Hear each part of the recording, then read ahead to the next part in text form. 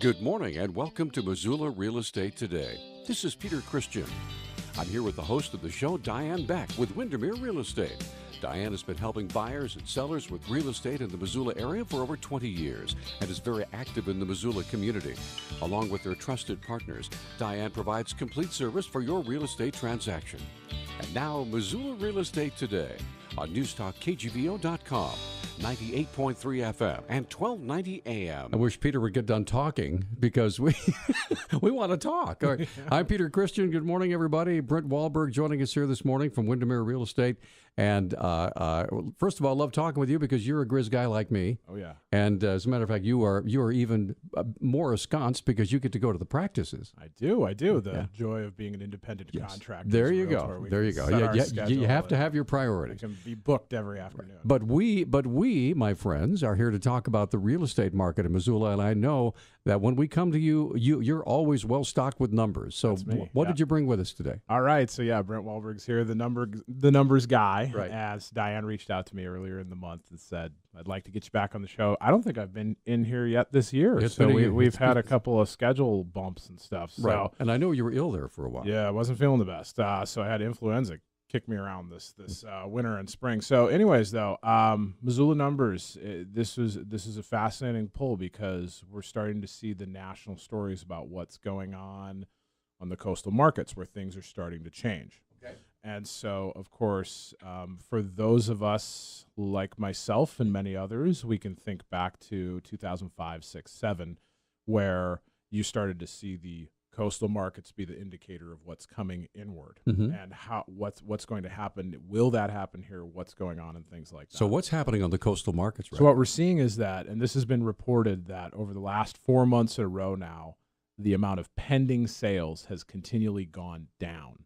And so what it shows is that, at least in a very small sample, that sales activity is starting to slow. So what we have been is, and we've reported these numbers quite a bit, is that ever since about the floor, Missoula's floor was 2011, but so 12 was still a little rough, but then 13, 14, 15, 16, 17, our volume steadily went up and up and up. Right. And starting in 2016, it stopped going up as exponentially because we hit supply issues. And right. that is a national trend as well, too. There's people that want to buy, but there's nothing to buy. Right. And a couple of reasons being investors not selling held rental properties because they're turning great money on them because rent rates are way up and vacancies down. And then for a long stretch during the real estate bubble, we weren't building as many houses as we should. And so building kind of ceased to exist at the scale it needed. Well, they couldn't afford to build, right? Right. Well, it was, and there was no one to buy it. Right. And so from 2008 to 2012, nationally, we fell behind the amount of new home creations by millions. And so that hit every market, including Missoula's. So we've had a lot of catch up to play. But what's happened, of course, is you can't just build 200 homes in a month. So the supply issues have hit. And of course, then what that causes is the median sales price to climb very rapidly. And so it's kind of interesting what we're seeing with the numbers. And so we've had continual volume gain this year. As of this morning, essentially, we are actually down for the first time that we have seen at this point, going back almost 5 or 6 years. So the poll that I had for just the Missoula area, just the valley, we had 774 residential sales to date. At the same point last year, we had 802. So we're off by, 27? Right. And so the year before, in 2016, we had 725. So we kind of hit a peak last year. Yeah, we hit a peak. So this isn't, is this bottoming out? Is this panic, run to the hills? No. But what this is showing is that, the winds of change are starting to blow. It's market forces, right? It is, absolutely. Right. So, and so then this is the other side of the coin, though. So it's like, okay, sales volume slowing down. So what's happening with home values? Well, we're still having supply issues. And while the pace is slowing and some more options are popping up, our median sales price, once again, is at an all-time high. And right now it's $299,000. Median sales price of a home in Missoula. Seriously? Almost 300. Yep. Yeah. So let's compare and contrast a little bit. In 2010, 2011, if you can think back that far, was about 230, 240? No, lower than that. It was about 200 to 205. Really? Yeah. Now, pre-real estate bubble, 06, 07, Right. it was about 235, 240. It fell all the way down to about 200, and then it just kind of started marching up slowly. But then the last 3 years, especially due to lack of supply, it's hopped up incredibly. 2 years ago, it was 250,000. So we've basically, our median sales price has gone up $50,000 in 24 months. Okay, so Yeah. so as a realtor, you're saying yes. Well, but as someone who's trying to purchase a home, yeah. there's always two sides of every story, right? Absolutely, yeah. And so, as a realtor, am I saying yes? Well, I mean, I've got a lot of buyers right now that can't buy or are opting not to. I've got a lot of sellers that suddenly are seeing their traffic of interested buyers is dropping because people are starting to drop out of the market. So it's not a massive problem, but what this shows is that our market is changing, and so people need to be prepared for this. Homeowners have seen great value gain. You look at people that bought even 3-4 years ago, and they've made great equity gain in their homes. And so it's a good thing. Of course, you see other people that are trying to get in the market are becoming more and more frustrated because interest rates are up. They're over 5%. And, of course, with home values essentially going up a median of almost $25,000 a year on average the last 3 years, it makes it really tough to get into a home. All right, what other numbers did you bring us? Okay, so what I wanted to kind of pull apart then, so everyone says, so you think the median sales price is $299. Does that mean everything that I look at, the whole market, is this the sample of what I get? What I like to do is kind of pull it apart a little bit because in Missoula and in most markets, you kind of have three types of what's defined as residential property. You have what we call single-family detached homes, standalone house on its own lot. We have townhomes where you potentially share a wall, but you own a piece of land, you have some sort of yard, something like that. And then there's condos where you're an encapsulated unit inside a building, and there's maybe a common space, but you usually don't have a yard space. And so when you pull the whole thing apart, it kind of tells some interesting stories where people can look for opportunities if they're having challenges with the prices in today's markets. The median sales price for a condo this year is $188,450. Median sales price for a townhome is $240,300. And then for a single family home, it's $313,750. So a lot of people that are struggling, like maybe say, I want my own house, I want to purchase, I want to be in, maybe the focus to shift is if that detached house is just too scary or the ones in the price range are just awful condition, you can shift a focus maybe and look at like a townhome option or something like that. So you might want to speak to folks who grew up in a single family home with a yard and all that, and it's hard for them to wrap their minds around living in a house with a shared wall or in a condo. And maybe you could describe some benefits that might be available to them. I mean, obviously the immediate benefit would be ownership, right? And then you look at what's going on in the market with value gains and things like that. Regardless of condo, townhome, or single family, we're all riding the same wave. And so almost the foot in the door type of principle. If once you get into ownership, you start making that gain. Your condo or your townhome is also going to be doing the same. Of course, the benefit of ownership as well too. Your monthly payments, instead of a rent payment, it's a mortgage payment. So you're adding equity. You're paying down a balance. You're not paying someone. You're not helping someone else pay for their building or something like that. And so there's benefits all across the board, but it does have to be a fit, of course. If someone doesn't want to be in a condo, sure, don't force yourself into it. I will say this, that in my conversations with realtors and builders, there's a huge interest in townhomes now because you have a smaller yard or no yard. Right. You have a lot less maintenance and upkeep. And so millennials love them because they want to go out and travel. They want to live. They don't want to sit there and mow their yard and shovel their walk. They want to get out and do stuff, right? Yeah. And senior citizens like me, I'm in my 60s now. I would prefer not to mow an acre of grass a couple times a week. You know what I mean? Or plow a 150-foot driveway. And so there are advantages to those things. You kind of have to open your mind to. There are, and another big thing that's becoming popular with townhomes in certain areas is a lot of zoning in the central part of Missoula allows for a little bit higher density buildings. So what builders and developers can do is they can come into parts of town where maybe it was a couple of older homes or a couple of maybe even older trailer homes or something like that, remove those and then add 5 or 6 townhomes or something, and then it's maybe a more entry level type of price, and it doesn't attribute to sprawl. It's bringing back more to the center of town as well too. And I know that there's when it comes to townhomes, there are different levels of expense. So you can start with maybe a 200 or 230,000, but you can go all the way up to 450 for a townhome too, right? You can do that with condos too. Absolutely, depending upon what you want to do. You bet. Yeah, if there's condos that are over $500,000 in Missoula, and they're townhomes as well too. So definitely, it's not just that the townhome is like the entry level option, but for some people, you might find some better prices looking in that range. Okay. So, yeah. So what other things did you share with us? Okay. So we always talk supply and demand, which is the numbers that I pull and look. And so, and what's, again, we're seeing this fascinating type of ridge that is starting to form with the change in this market. And so again, Missoula, in perspective, Missoula's more affordable price ranges generally, as we see, are kind of $350,000 and under. And so when we look at supply there, all of those price ranges remain a seller's market. And so what we try to look at is we look at how many active there are and how many have sold in the last 30 days. And then that product gives us an absorption rate and basically the amount of months supply that's listed in the market. And essentially everything 350 and under, there's less than 2 months of listed supply. Wow. And so a normal supply is 6 months, and anything 3 months or less is considered a seller's market. So this is kind of the big shift that we see, though. When you get north of 350 and you go up to 500, it's more of a normal supply. It's kind of in that 4 month type of range. And then when you go over 500, it almost moves into an oversupply, and it's almost 8.5 months. So what this means is that sellers in different price ranges are experiencing very different markets right now. Whereas just this point last year, with most exceptions, with most houses under about $500,000, it was sign in yard, a little bit of showing activity, offer in hand, away we go.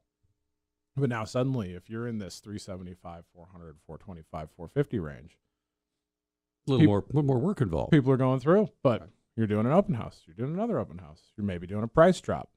You're maybe getting an offer that's a little under ask, that's asking for a little bit more than you're used to giving up. So it's a sign that the buyers are starting to, and this is another thing, market forces we talk about. If the buyers if they're hitting a point where they're saying, I'm not going to just jump out the gate and give you everything you want. Right. And so we're seeing that happening over 350 now. And so moving forward, will it continue to happen under 350, or will it start to infiltrate that? We'll have to see. None of the numbers say it is right now. At what point will here in Missoula, as we talk about all the time, Missoula is a small area. Okay, sure. Missoula is a small valley. It's not like the Bitterroot. It's not like Flathead or whatever Gallatin Valley, where you stretch on for 100 miles and still keep building out. We have a limited amount of space, and every time they build a new ballpark or whatever it might be, that automatically increases the because of supply and demand, the cost of every single piece of land that's available. So is there going to come a time when people in Missoula say, look, we have to make a choice. We can either afford to live here or we can have ball fields and soccer fields. Are we getting anywhere near that, or in your view as a realtor? Because you talk with people coming into the area all the time. Yeah, interesting discussion, and you can expand it beyond ball fields and soccer fields to say also agricultural and farmland as well too, because that's another very big discussion point of how much do we keep, how much do we develop, and how much do we totally have in the valley. I've not really seen a lot of talk yet of a pushback in those types of talks. Like maybe we should not make more public space here, or we are starting to see, of course, this has been an ongoing discussion of basically on the agricultural farmland side of how much to save, how much to develop. And so, from a public and access park type of standpoint, I've not really heard or seen much of that talk as of yet, but it is a real fascinating thing to consider. Some of the, of course, like the Fort Missoula Park and some of these other parks, some of this expansion's been an area where currently there's not a lot of city services. Right. So if you were to do a development, it's going to be an acre or more because it's going to be septic tanks, it's going to be wells, it's not going to be dense, and it's going to be expensive. Right. So you look at the areas of probably best expansion opportunity, and it's follow the sewer. basically is where you want to go. And of course, the Missoula City Sewer in areas of expansive opportunity, it goes out Mullen Road. It goes all the way out, I believe, doesn't it, out to the Y Highway 93 North connection. So now let me ask you this, because you are much more knowledgeable about this than I am. When it comes to Missoula, what used to be Mountain Water is now Missoula Water, and the sewer, do they go hand in hand, or where the sewer goes, the water has to go, or and the other way around, water goes, sewer has to go, or are they separate? That's a great question, and my lack of knowledge on development side when it comes to that now. So this is a bit of an educated guess here. I would say yes, they would go together. Of course, reason being, the city owns both the utilities now. Right. And so why would the city say, yeah, we'll give you sewer, but we're not going to put water in? That just it makes sense that they would do both.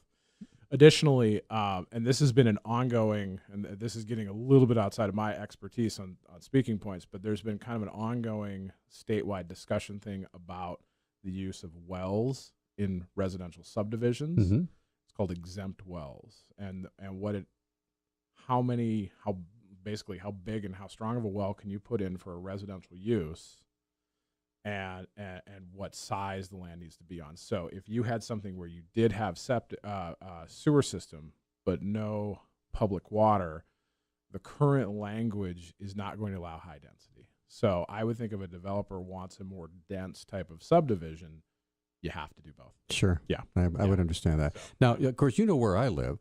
And I made an informal survey of my neighbors up around that area. And within the site of my backyard, I'm the only one that doesn't have a well. Really? I'm the only one that's on city water. I would have thought you'd be the other way. Yeah. And so I look out my backyard, and that's a well, that's a well, that's a well, that's a well. And then here I am on city water, because when they did the annexation, I guess that's kind of a weird area up there. It's kind of what they call a patchwork. I live in one too. Yeah, and so it's unusual. I was hoping I could dig a well and develop the property that I have, but it's got to be on mountain water. So so there are all sorts of variables that go into all these decisions here. Absolutely, and a lot of it impacts price of a home, especially when you're looking to build. Right. So a lot of these things, it's a fascinating thing moving forward. So as we look ahead, like there's some good signs that we're seeing, and this is, I've come on this on this show a bunch and have said we need to build more, we need to build more, we need to build. And we are now. And so we're getting there. We're still a little bit behind, but what's nice to see is we're seeing there's a handful of subdivisions, if you will, that are presenting, again, Missoula priced entry level homes. And so there's a few going out Mullen Road. There's one on the north side of town that's been continuing for a little while. And so this is good, because this is now allowing the home buyer to go into areas where maybe it's a neighborhood that's built up. And Pleasant View is one of my biggest examples. And for people what's Pleasant View? It's the big neighborhood behind Home Depot, right? North Reserve. And if you've never driven around there, folks, pastel colored homes, you should do it. I mean, there are some really lovely homes. Oh yeah, and there's there doesn't seem to be a cookie cutter type mentality when it comes to there's a 3-bedroom house or their 2-story house here. All the homes are delightfully different. Is that a good? Yeah, well, a little bit, but so this is the fascinating thing, and this is Pleasant View. I use as my indicator neighborhood. It's my neighborhood that I watch for market forces, and the reason being that there's a couple of steady things with Pleasant View, which I like. Built by the same builder, all originally built with the same materials. Wow. Range from 3 bedrooms to 5 bedrooms, but I would say 80% are 3-bed. The other 15 are maybe 4-bed, and there's 1 5-bed plan. The builder used a variation of probably give or take, 15 to 20 total floor plans, but they mixed them up so it didn't look like all the same houses next to each other. All built with the same materials as well too. And the thing about Pleasant View is, being that a majority of the homes are single level and with smaller yards, it appeals to new buyers, maybe some move up buyers, It's in an area with the Hellgate Elementary School District that a lot of people will look for. Very desirable. But again, it also has appeal to retirees that need a single level or that just don't want a massive yard. Right. So it's a broad spectrum neighborhood for appeal. And it's usually its price ranges have generally been more on the affordable side, under our median sales price in Missoula. Now, would that be because all the infrastructure is already there? It is, yeah. You're not paying for extra water or extra sewer exactly, or extra streets and curbing, and that's already there. It's there. And so the neighborhood's built up. So this has been the fascinating thing. So and I would say the construction, the original construction, it was a very modest approach. It wasn't anything super flashy. So at what point would the market, buyers, start to push back and say, Pleasant View, I'm not going to pay full price? And so I've tracked this, and Pleasant View had a great run. They had 2 years where they averaged getting 100% of your list price. Wow. So that means there was a good chunk that was getting over list. Then all of a sudden, 4 months ago, it dropped down a tick. Went to 99.3%.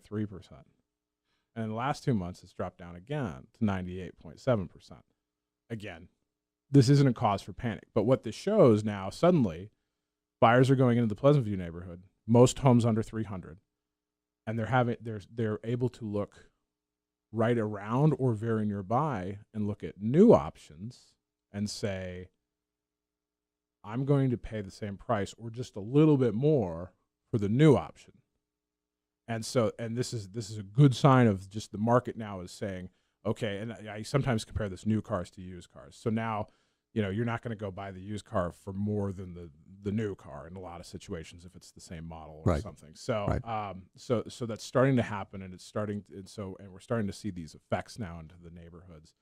And so we'll keep a continual eye on Pleasant View. Just it's a nice one to watch, and it's fascinating to see. So let's talk about the fear factor for a second. Yeah. Brint Wahlberg joining us, by the way, the numbers guy from Windermere Real Estate, and by the way, a very active realtor working hard on his own listings, but takes time out to do these numbers because he loves them. Yeah. But I want to ask you about the fear factor at this point. Okay. What is the fear factor for people who have been sitting in a house thinking, oh my gosh, have I waited too long?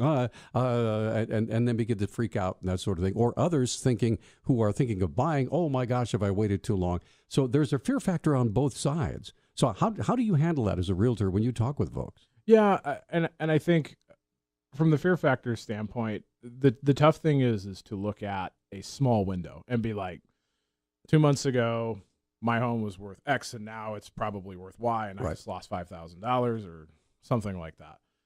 The thing I hope that the real estate bubble taught most of us is that real estate is a long and slow process. It's fluid. Yeah. And so, and much like you see in other things, stock market and other types of investments and long-term ownerships, things go up, things go down. And so with the fear of, did I miss the best interest rates as a buyer? Well, right now they're a little bit higher, yes. You can negotiate in rate buydowns. And in some of these price ranges in some of this market, you can probably work with a seller to have the seller pay some of that. So there's strategies you can take. The opportunity's not gone. And, of course, we always tell the story of, 10 years ago, well, more than 10, like 15 years ago, for me, rates were close to 7. Right. And, of course, 35 years ago, rates were 15. And so. Yeah, I bought a house for 12.5%. I was doing cartwheels.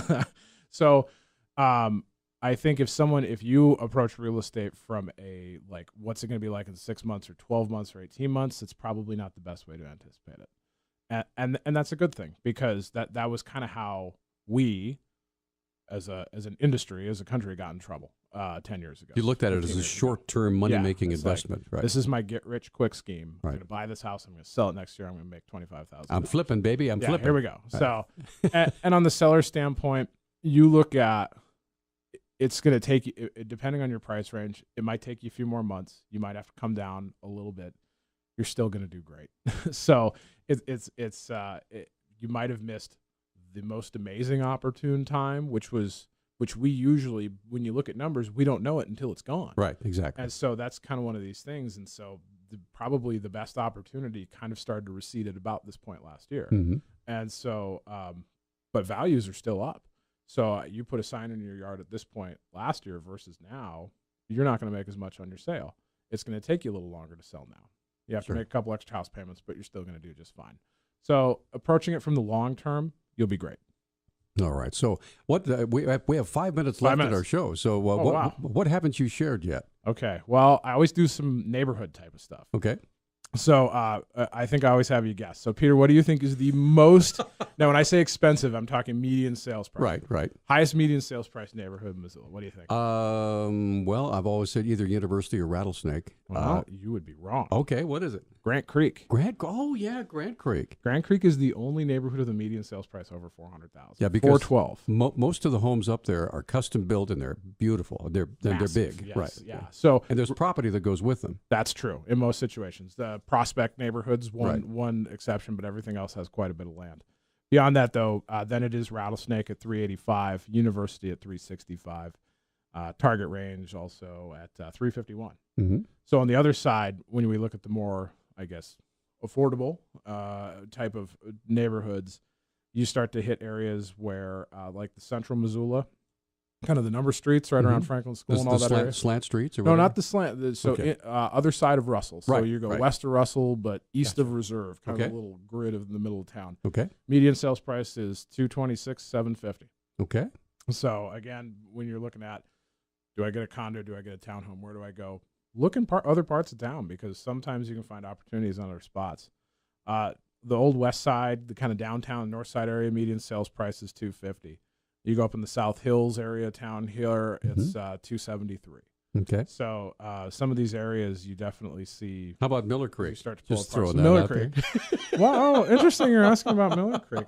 There's a whole bunch of new construction going up there, right? So Miller Creek, actually, and I kind of scribbled this out because I had a mistake in my number. Actually, Miller Creek's median sales price has hopped up quite a bit. It is actually higher than the university area right now. It's at $384. Wow.